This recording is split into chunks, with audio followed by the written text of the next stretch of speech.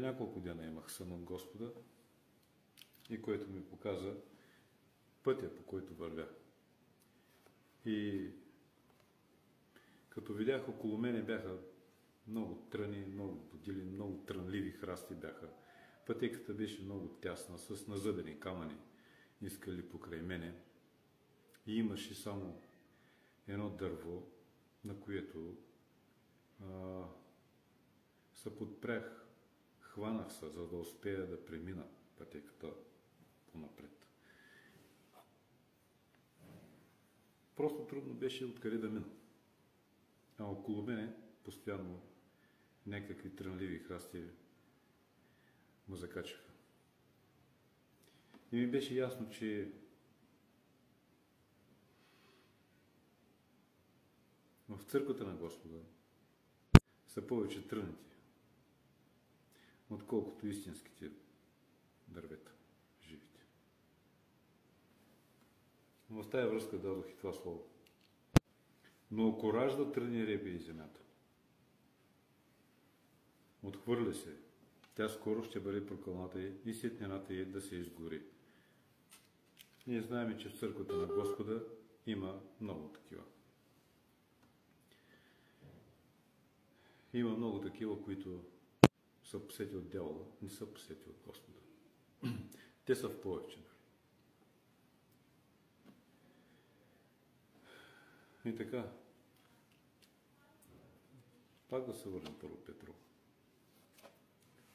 И там казва много ясно. И ако праведният едвам се спасява, то нечистия и грешния къде ще се явят? Вярно ли е това, че праведният едвам се спасява? Вярно е. Що? Защото пътят е труден. Трънлив е. Тесен е. Тясна е вратата, през която си влязъл. Защото ти ставаш чужд вече на този свят. И за всеки около тебе. Ти не влизаш в тяхните стандарти, защото ти си влязъл вече в Божия стандарт, според Неговото Слово. Не се вписваш просто в този свят. И ти го чувстваш и го усещаш, като че ли си само в този свят и никой друг няма. Точно те са истинските, точно те са Неговите, за които Господ Исус идва. Защото Словото казва, че Той идва за онези, които са Негови. Не казва за онези, които са вярващи, а за онези, които са Негови.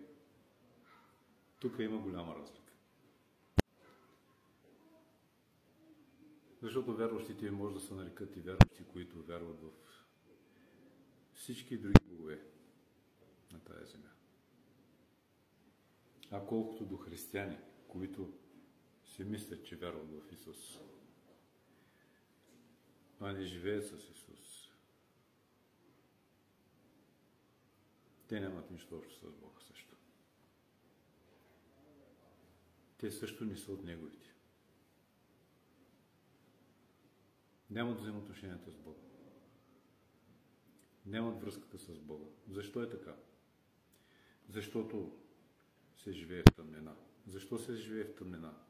Защото са отказали да живеят в светлината. Дори и да им се проповядва истинското слово. Дори и да им се говори истината.